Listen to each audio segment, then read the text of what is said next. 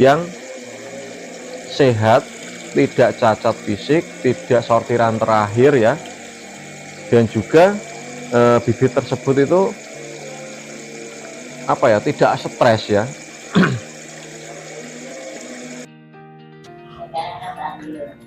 Bismillahirrahmanirrahim. Assalamualaikum warahmatullahi wabarakatuh. Jumpa lagi dengan saya di channel RDM Lele Tumbuh Farm.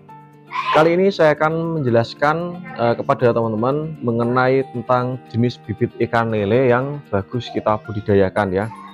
Karena ada dari salah satu penonton di channel YouTube saya ataupun salah satu subscriber ya, yang bertanya mengenai tentang Bang, coba review jenis bibit ikan lele yang bagus untuk dibudidayakan di media galon. Nah, pertanyaan ini sangat bagus sekali karena belum pernah ada dari teman-teman yang menanyakan hal tersebut ya. Kali ini saya akan menjelaskan mengenai tentang jenis bibit ikan lele. Ada beberapa macam jenis ya, sebenarnya banyak sekali untuk ikan lele itu sendiri.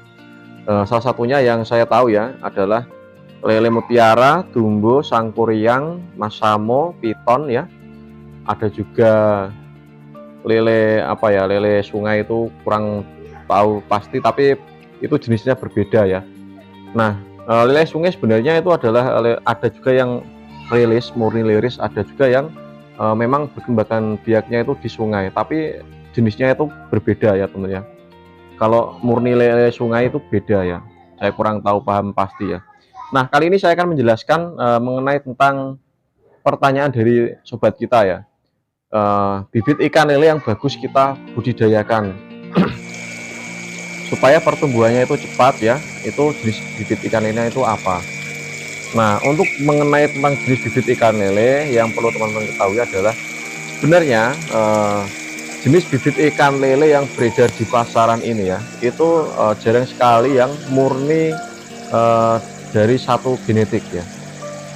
Dalam artian murni satu genetik adalah terkadang dari jenis mutiara itu disilangkan dengan masamo ataupun disilangkan dengan dumbo ya, ataupun sangkuriang dengan mutiara ya. Jadi seperti itu. Nah, karena saya juga selaku dari petani pembenihan itu sendiri teman ya, jadi ini adalah salah satu contoh bibit ikan lele yang saya budidayakan. Nah, untuk jenis ikan lele yang saya budidayakan itu sendiri pun saya tidak tahu pasti indukan yang saya pakai itu murni jenis apa, nggak tahu ya. Nah, karena saya dulu pernah mendalami ataupun pernah mempelajari jenis-jenis tertentu yang saya ingin budidayakan ya, tapi setelah saya lihat dari senior-senior saya, mereka menganggap kalau jenis-jenis tertentu itu mungkin hanya sebagai istilahnya itu formalitas ataupun sebagai penyebutan aja ya, tidak memang itu murni memang kalau sangkuriang ya sangkuriang, tidak ya. Nah, kecuali kalau memang teman-teman beli bibitnya itu memang di BBI ya, Balai Pelestarian Ikan ataupun budidaya ikan itu ya, ataupun apa itu saya lupa panjangannya. Ataupun memang teman-teman beli bibitnya itu sertifikat itu tadi ya, itu pasti akan murni ya. Kalau sangkuriang ya sangkuriang, kalau piton ya piton ya. Tapi menurut saya sendiri, bibit yang bagus untuk kita budidayakan adalah bibit sehat, tidak cacat fisik, tidak sortiran terakhir ya, dan juga bibit tersebut itu tidak stres ya. Saya rasa semua itu dikembalikan lagi pada ikannya teman-teman ya. Teman-teman membeli bibit jenis apapun ya, misal contoh sangkuriang, mutiara, dan ataupun masamo ataupun piton tadi ya, kalau karakter bibitnya itu memang dari segi pemijahannya itu kurang memenuhi persyaratan, dari mulai tingkat kematangan gonad waktu pemijahan itu kurang bagus, dipaksakan dipijah, pasti daya tubuhnya itu akan menurun ya, ataupun kurang bagus istilahnya ya, ataupun gampang sakit ya. Nah, berbeda jika teman-teman bibitnya itu berkualitas ataupun bagus. Jadi bibit yang bagus seperti yang saya sampaikan tadi adalah bibit yang dengan ciri-ciri ikannya itu sehat, agresif seperti dalam video ini ya. Itu tidak menggantung ya, agresif. ini menandakan bibit yang bagus dan layak kita budidayakan. Dan yang paling penting adalah tidak sortiran terakhir ya. Nah, itu pun kita kembalikan lagi, kalau memang bibit yang kita beli itu sudah bagus, itu kita kembalikan lagi pada si petani. Bagaimana dia ketika memelihara ikan tersebut, walaupun dia belinya sehat, tapi ketika dalam proses perawatan tahap awal itu kurang bagus ya, ataupun kurang baik, mungkin dari kesalahan pemberian pakan ya, dari telatnya penggantian air, ataupun keteledoran yang tidak diketahui ya. Terkadang dari petani pemula kan seperti itu ya. Jadi teman-teman, ketika budidaya ikan lele itu tidak usah memandang jenis tertentu lah ya. Ini tips dari saya ya. Entah teman-teman percaya atau tidak, saya sudah selaku petani pembenihan kurang lebih sekitar 5 tahun ya saya berjalan. Itu memang saya selalu tidak memperhatikan jenis ya. Walaupun ada dari teman saya itu yang beli indukan yang sertifikat ya, tapi saya tidak mementingkan itu. Yang penting adalah indukan yang kita pakai itu perawatannya bagus, kualitasnya bagus, perawatan bibitnya bagus, dan kualitas untuk bibit adalah ketika kita melihat bibit kita itu dalam kondisi yang sehat seperti ini ya.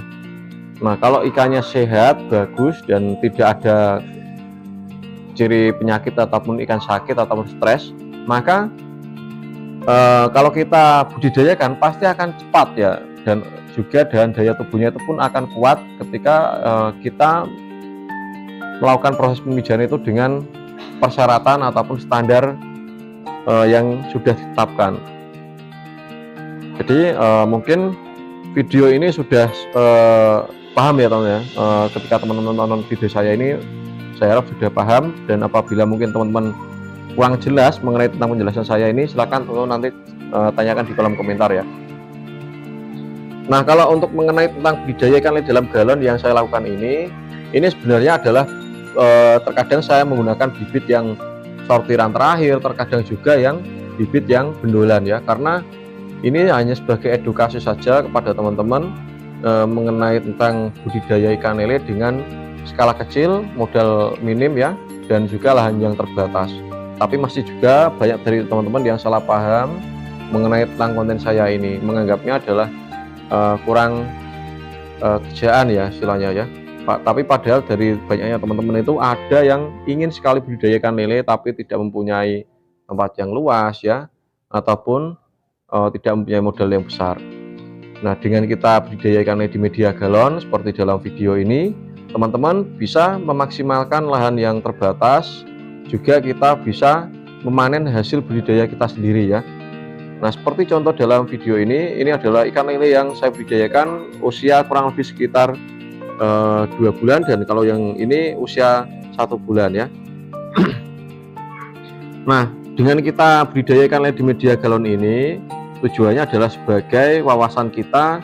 Oh, ternyata itu begini rasanya budidaya ikan lele, ternyata mudah, ataupun ternyata ada kesulitan tersendiri, ataupun bagaimana teman-teman sensasi ketika budidaya ikan lele tersebut ya.